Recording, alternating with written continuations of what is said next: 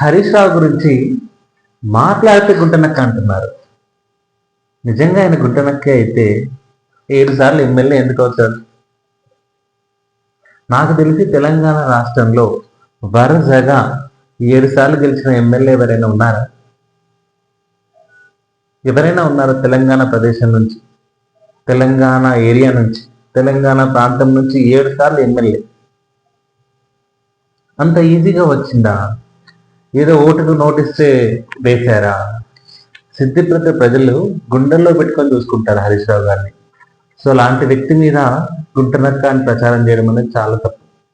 అతను ఏదైనా అన్యాయం చేసుంటే, అతను ఏదైనా అక్రమాలకు పాల్పడి ఉంటే, అతను ఏదైనా అసాంఘిక కార్యకలాపాలు కనుక చేసినట్లయితే ఫస్ట్ టైం ఓడిపోయేవాడు, సెకండ్ టైం ఓడిపోయేవాడు, థర్డ్ టైం ఓడిపోయేవాడు, సెవెంత్ టైం అయినా ఓడిపోయేవాడు.